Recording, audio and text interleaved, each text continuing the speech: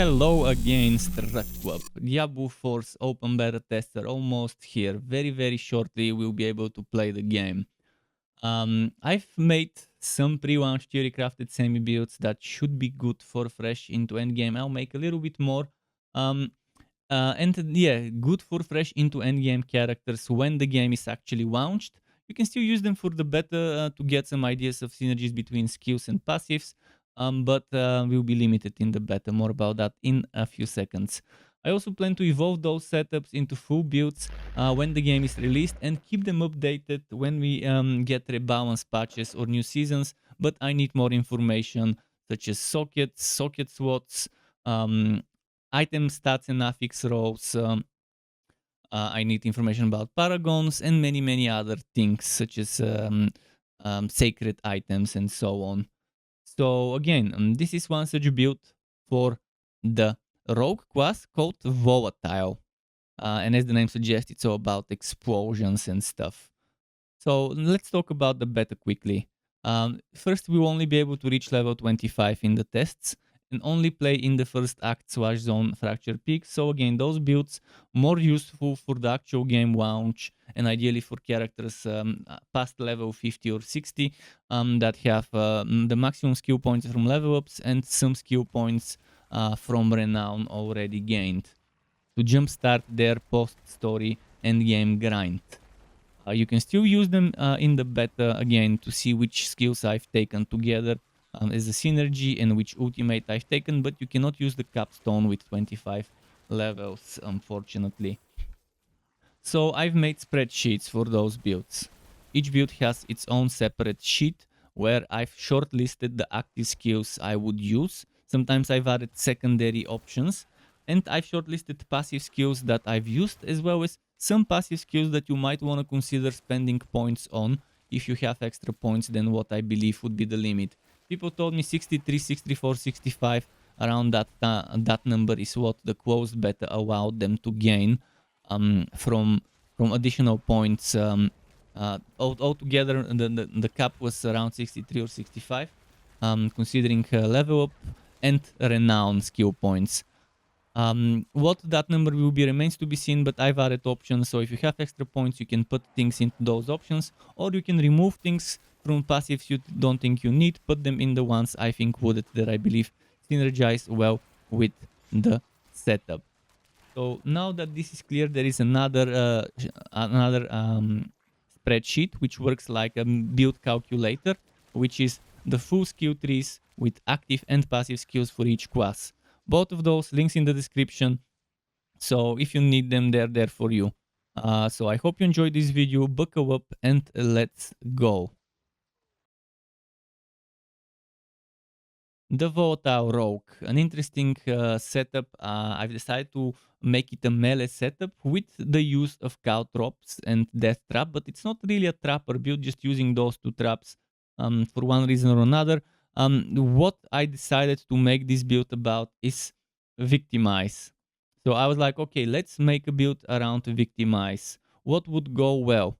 And the name Volatile comes from two items, by the way. If I write volatile, those are the two items volatile that give it the name. So Dark Shroud and Twisting Blades, those explosions, and those explosions synergize well with those explosions. Now it's like, okay, let's take those explosives. Let's have fun with explosions.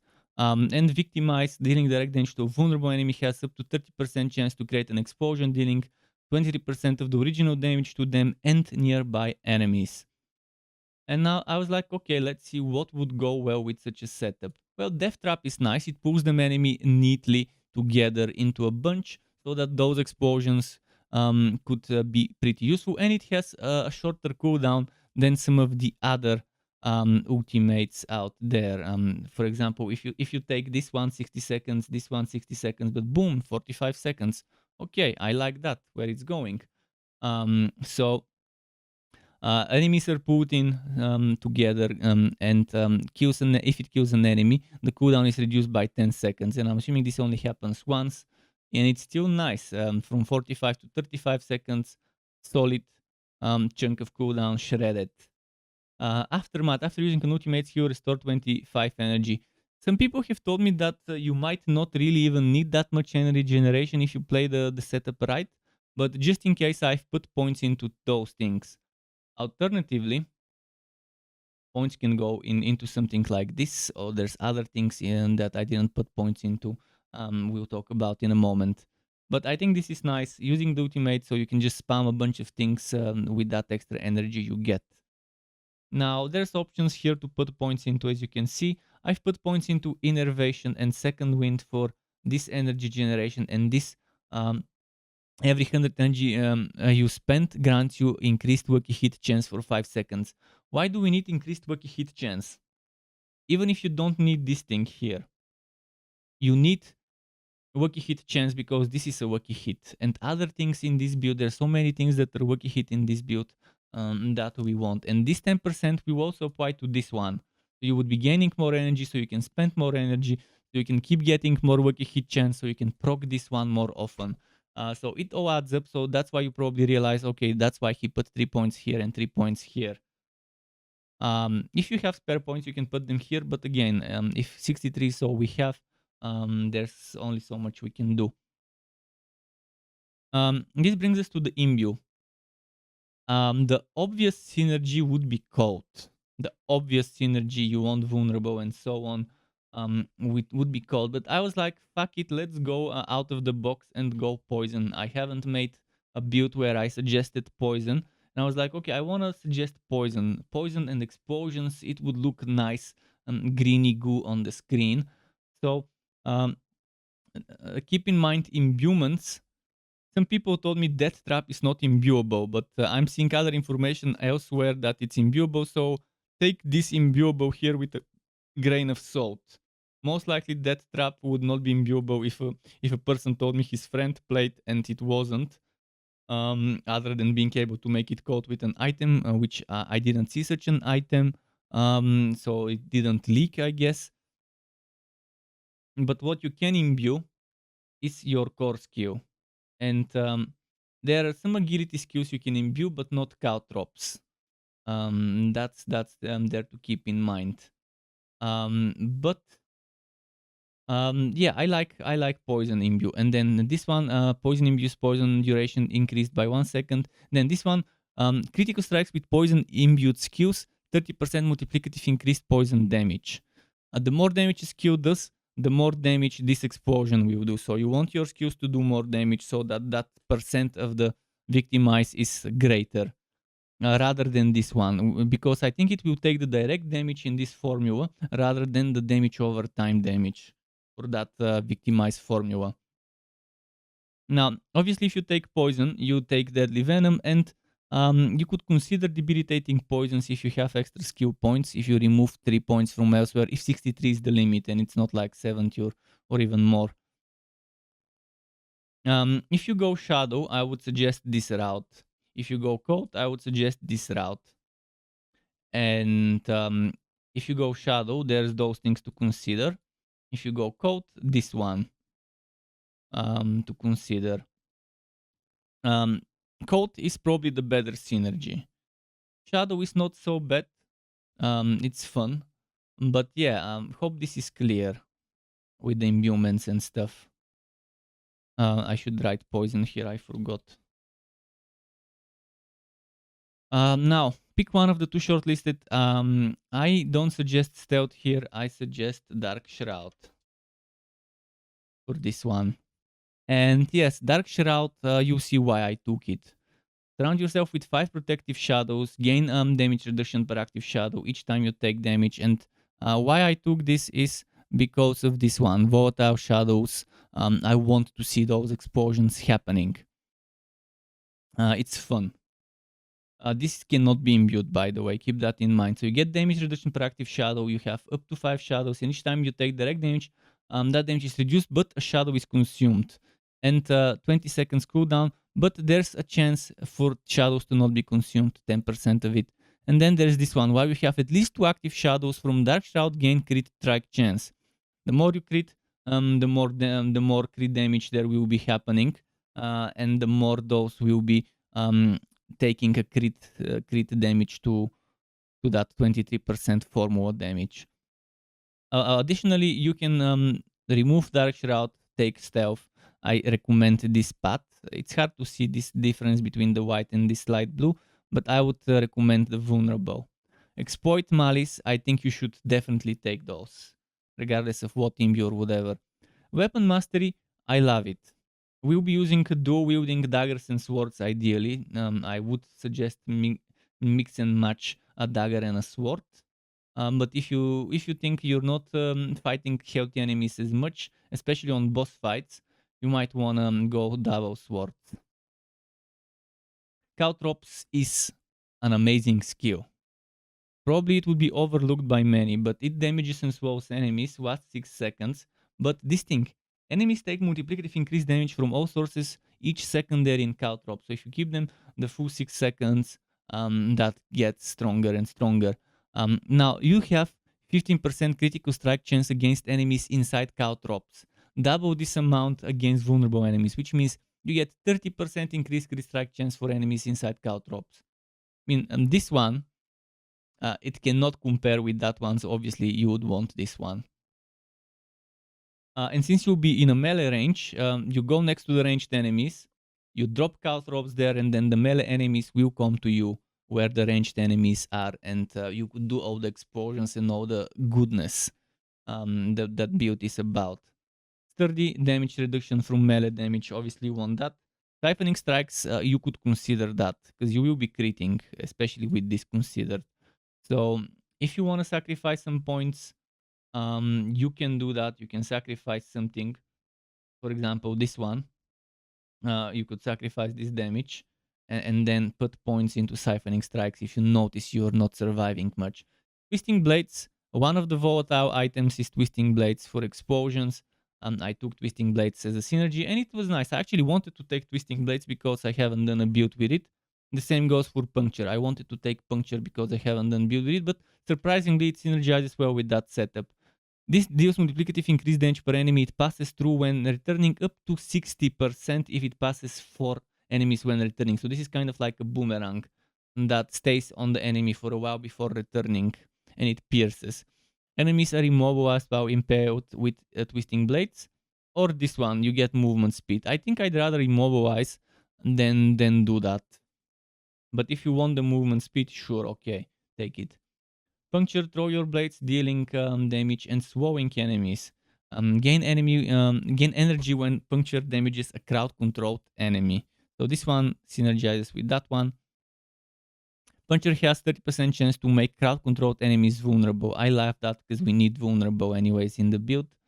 So pretty solid. And then close enemies damaged by puncture while in melee range are swallowed. So you could do that as well, and this one would trigger this thing, but I think would rather have this. This is, by the way, a ranged kind of thing, but it requires the wielded daggers and stuff. So there's that to consider. And I think this is clear. Hopefully, if you have questions, you can just ask them in the comment section. Legendary aspects, legendary powers. I'll try to quickly explain what they are, like I do with all the other builds.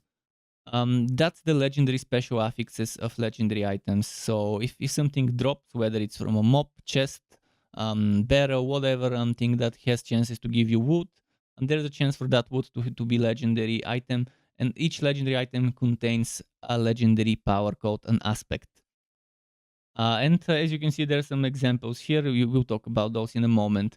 So you can take this aspect from one legendary item, put it on another legendary item, or even put it on a yellow rare item to make it legendary, and it will take that power. But the catch is there are categories, 5 categories: defensive, offensive, mobility, utility, resource. So you can only take powers from an item of the same category and put it on an item of that one category. So helmet, ring and amulet for resource, helm, amulet, chest, gloves, boots for utility, amulet, boots for mobility, and so on. Take it from one item of the same category, put it on another of that one. Amulet is in all categories, by the way, and it's 50% effective. So something that gives you 10 chance will be 15 chance to do X, Y, Z, whatever. Whereas the weapon, if it's two-handed weapon like a bow, crossbow, two-handed axe, two-handed sword, whatever, is 100% effectiveness. In this case, we are using dual wielding, so the two-handed doesn't really matter. I still put something here in case. There is another thing worth mentioning about legendary aspects, and that's the Codex of Power, which is a specific user interface where you can collect aspects by finishing dungeons. So let's say you want a certain aspect. Let's say you want this aspect of retribution, but it's not dropping from items. Then you go to Kyrgyzstan, you go to the abandoned mine works, and you kill the final boss and finish the dungeon. Aspect of retribution will be added to your Codex of Power, but there is a catch. You will only get the minimum row of aspect of retribution. So an example for minimum rows would be, for example, this one. This one has 20% as the minimum. So the catch is, with the Codex of Power way of unlocking, killing a dungeon to unlock that aspect in the Codex of Power, it will be always the minimum row. So if this one goes from 20 to 25 or from 20 to 30, you always get the 20 if you use Codex of Power. How does it happen? You go to the NPC that lets you transfer aspects from one item to another, and in the source, instead of picking an item, you click to Codex, you select the item from the Codex, not the item, the aspect from the Codex, and then it will use the bare minimum version of it. Still better than nothing, though. I think everyone would agree there that that's a good way of giving quality of life to patch up a build. Now, I hope this is clear. Let's talk about what I put and where. Aspect of the Umbro.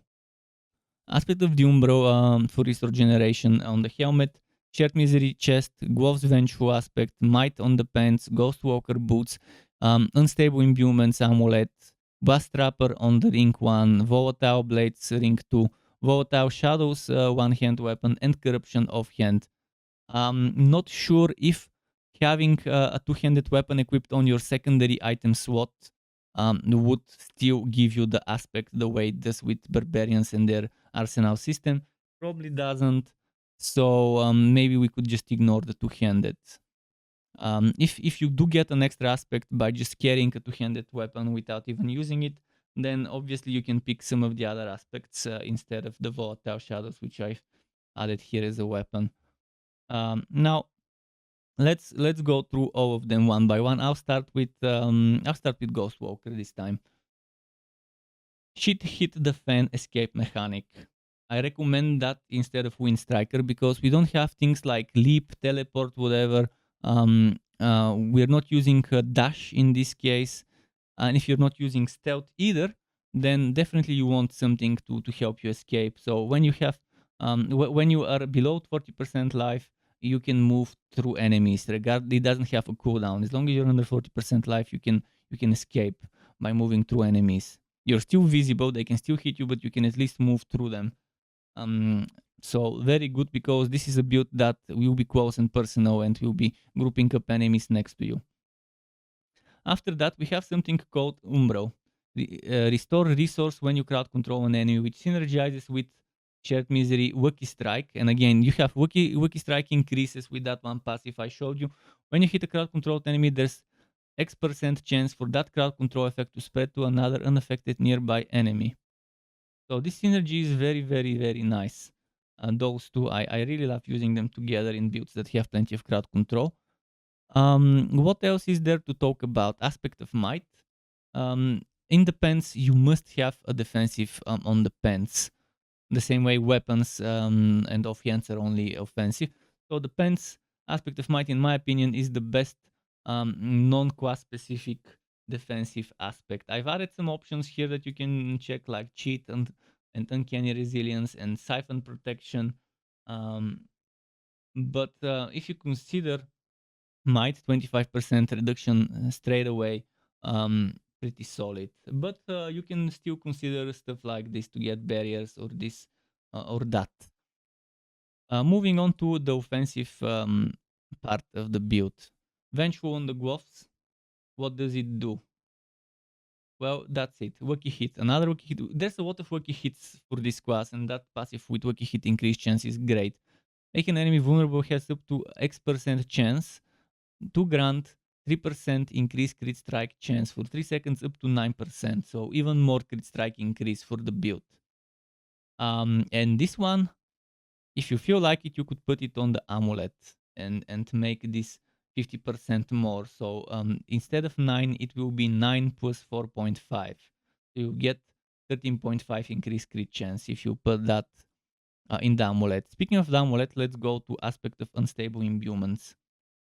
Casting a skill that is imbued creates an explosion around you, dealing X damage of the same type, which synergizes with the other two explosion things I showed you, which are volatile blades that I put over here. Which again, it's very good with twisting blades, causes an explosion when they return to you, dealing X damage and additional damage based on the distance the blades traveled, up to 5 meters, and Z total damage. Now, the other explosion related thing is volatile shadows. When a dark shroud shadow would be removed, it explodes, dealing X damage around you, which I put here. Blast Trapper Suspect I put in one of the rings, as you see, and dealing direct damage to enemies affected by your trap skills, which in our case is Caltrops and Death Trap, has X chance to make them vulnerable. We want to use Caltrops. Then another thing is Corruption. Your humans have X% multiplicative increased potency against invulnerable enemies. This one you could consider replacing with Critster. It's up to you. If you want even more explosions, this one, a little bit of stun as well, or that one. Again, I've given you options here to mess around with. For example, this one's good if you use stealth. But overall, we went through all of them. If you have questions, the comment section, ask them away. Hope everything is clear. To get notified when I upload more content like this one or other builds and guides for Wooter and not so Wooter games, you can subscribe to my channel and hit that bell button to not miss out on notifications. As well as keep in mind there's something called memberships on YouTube, which lets you be a paying member for my channel to get access to perks such as emotes and badges made by me, as well as the option to get one-on-one tutoring for the very basics of Adobe Photoshop, Premiere and After Effects. And memberships can be cancelled at any time if you no longer want to be a member. Thanks for watching all the way until the end, Struck Web. Keep it cool until next time, and goodbye.